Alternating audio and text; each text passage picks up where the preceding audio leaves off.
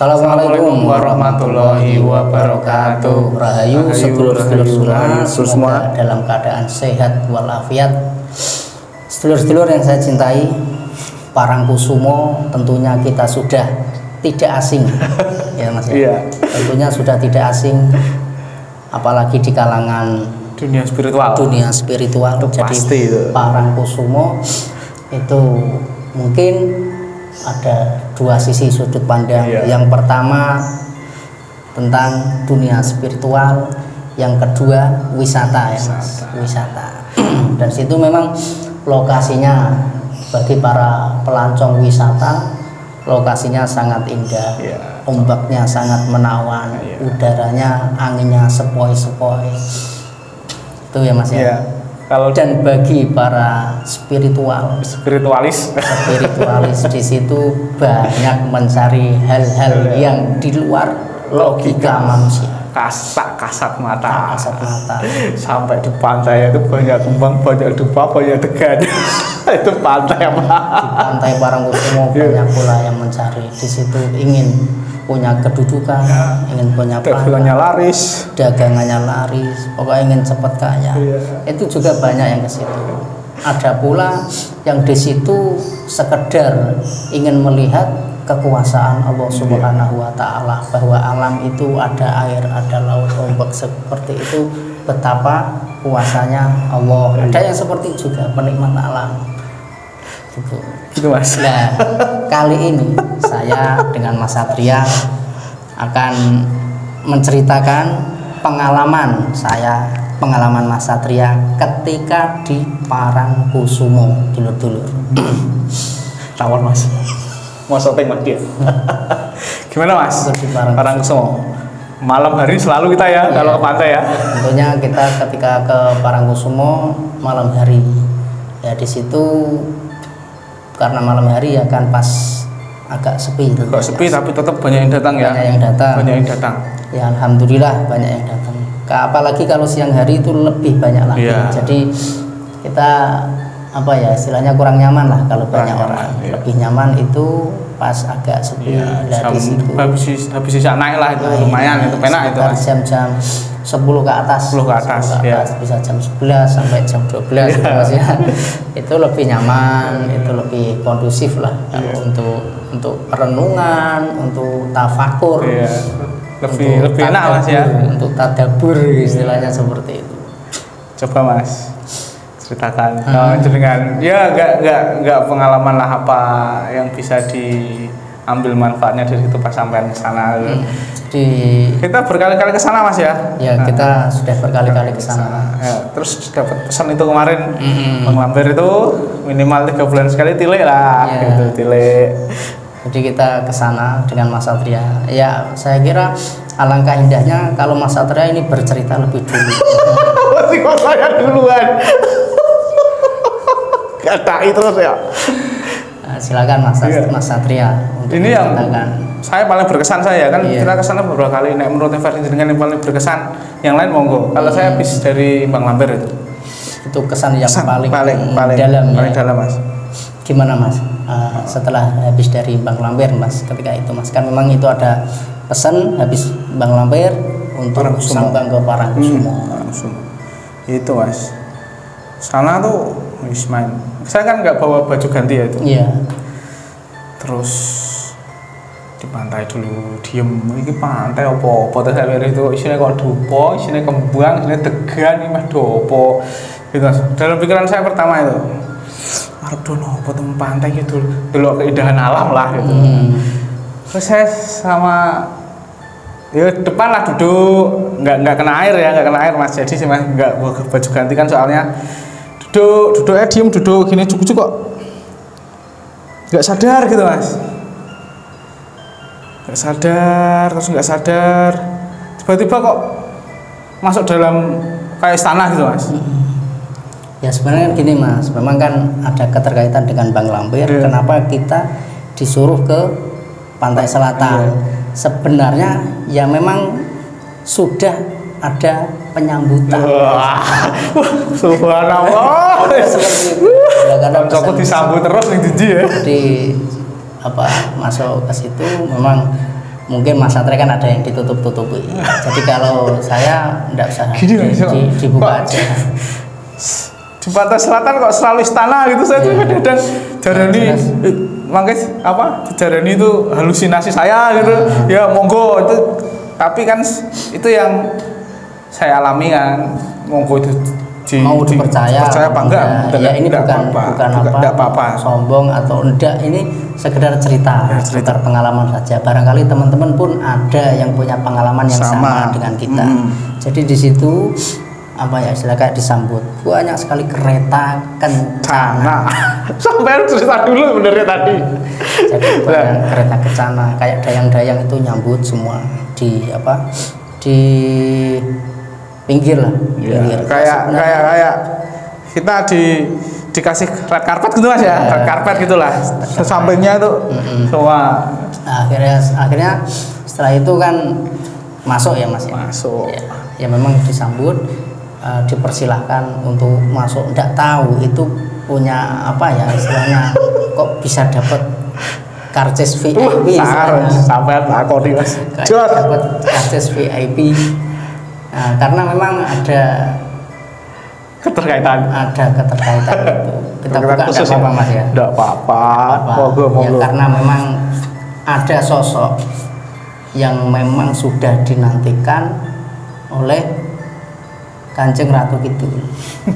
Intinya seperti itu. Iya, sudah berapa ratus tahun berarti. Iya, Mataram Islam itu 1575 kalau nggak salah. 500 tahunan ya. Ya sekitar 500 tahun Kanjeng Ratu Kidul itu menanti kedatangan beliau, dicari bertahun-tahun enggak datang. Dinanti-nantikan, dicari sampai mengutus apalah istilahnya dayang-dayang pasukannya untuk mencari beliau.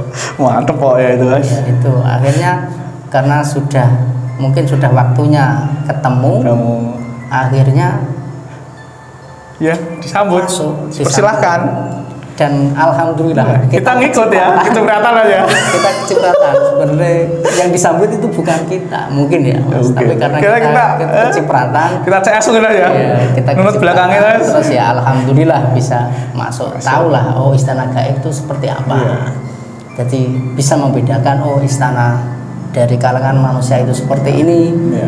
Mungkin bentuknya kok seperti ini, oh dari kalangan gaib ya seperti ini. Ya ini sekedar tahu, sekedar cerita. Akhirnya kita masuk ke dalam, disambut dengan luar biasa. Makanannya apa aja Mas? Wah, istimewa. Ya, seperti lah, bayangkan coba. Istimewa.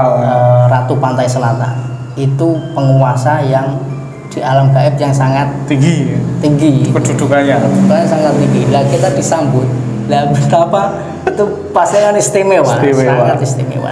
Sampai saya kepesan kata-kata, luar biasa. Saking kangennya ya Mas ya, saking rindunya ketemu. Sampai ketika perjumpaan itu beliau berdua, tentunya Panembahan Senopati itu sosok yang paling dinanti oleh Kanjeng Ratu Kidul. Itu sosok Panembahan Senopati. Terus itu yang paling dinantikan sampai ketika kita melihat pertemuan tersebut itu ya ikut meneteskan air mata. Saking ya kita senang ada ya. Seneng tapi pertemuan yang seperti ini. Saking senangnya sampai gergel sendiri gitu.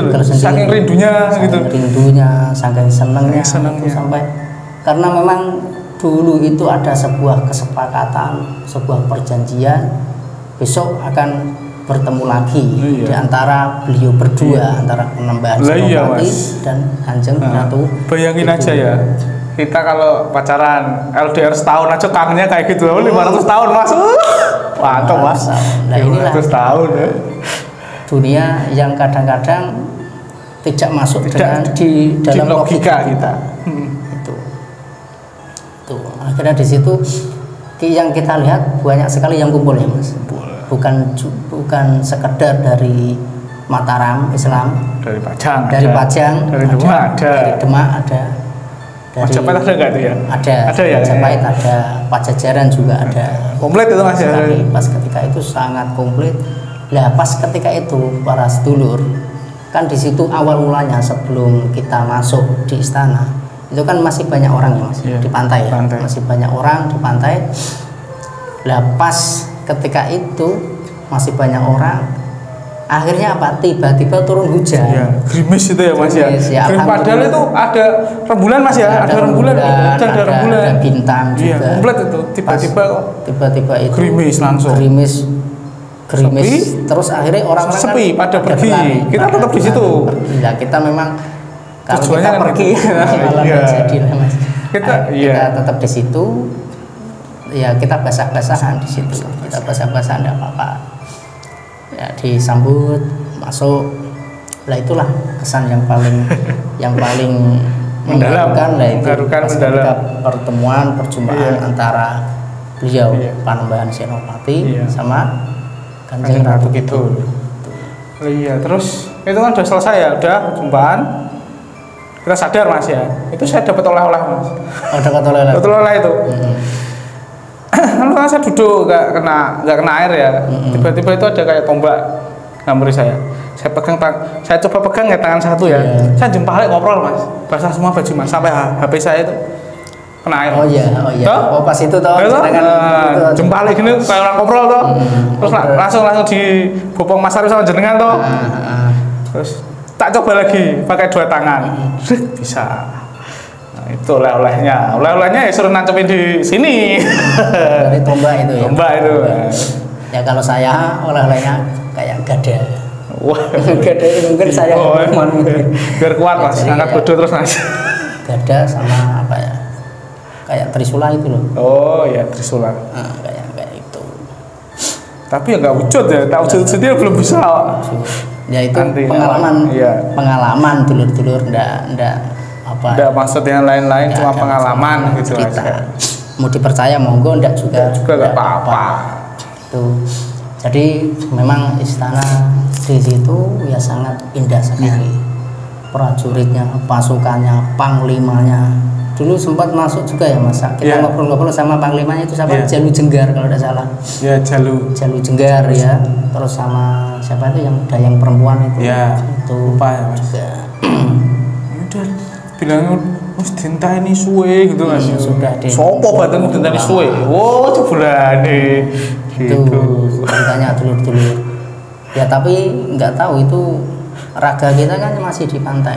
Mungkin teman-teman pasti kan bertanya-tanya, lah kok masuk itu masuknya dari mana kan? Gitu. Saya sendiri juga nggak tahu. Kalau tanya saya tanya siapa nggak tahu. Pokoknya itu pengalaman.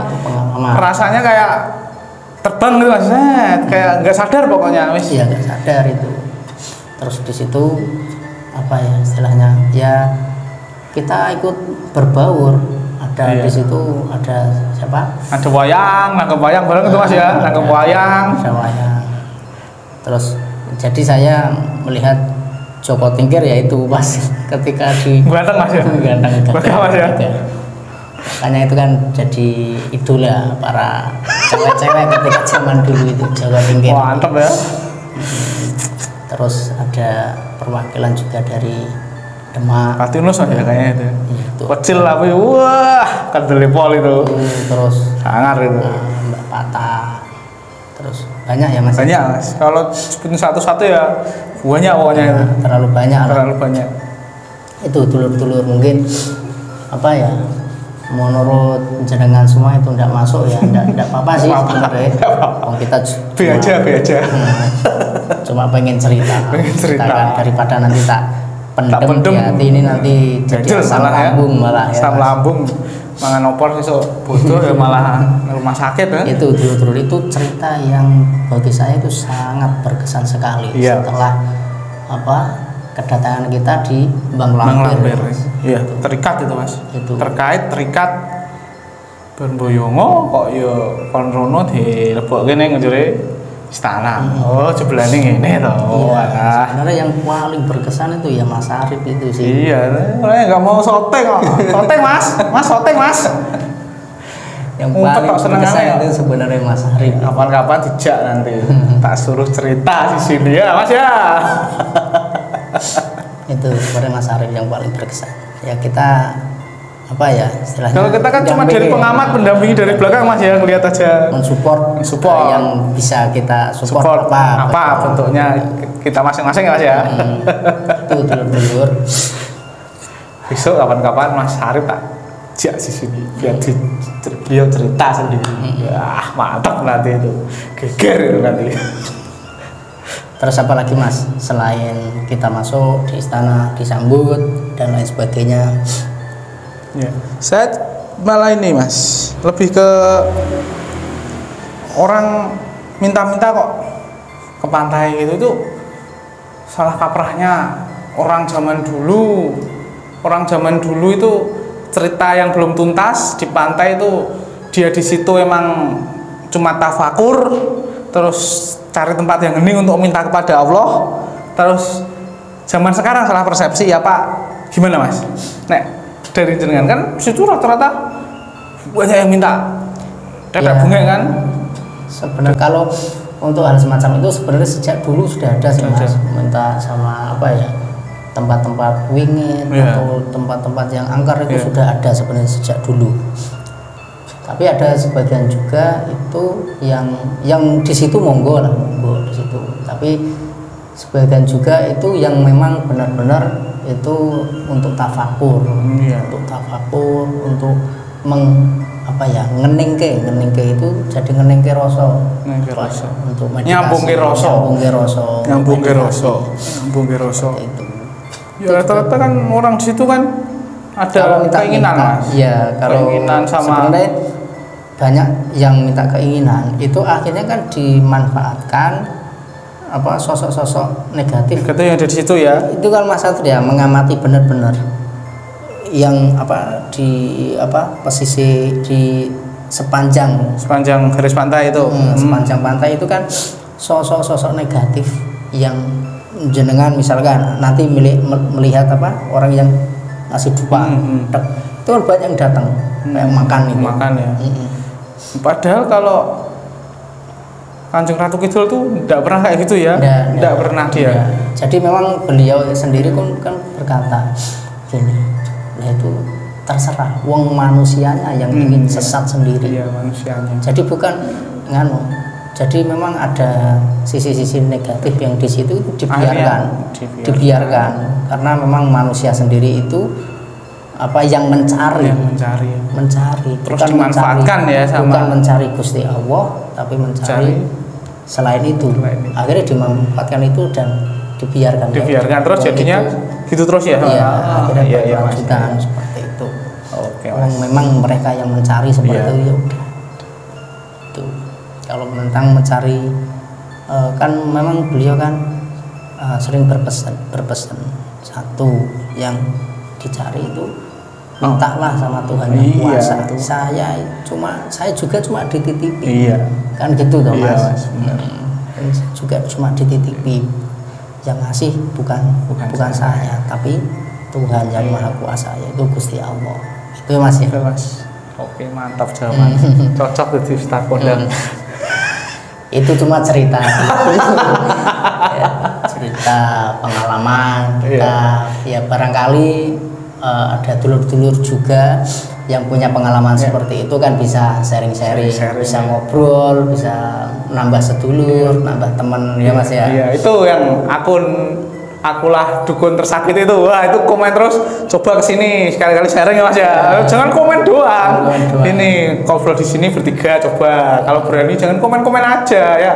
Ditunggu nanti WA nomornya yang ada di bio ya. Coba nanti kita arahkan buat kesini. Oke, terima kasih ya dulur-dulur. Itu dari pengalaman kita, ambil sisi positifnya, buang sisi negatifnya. Itu. Iya Mas.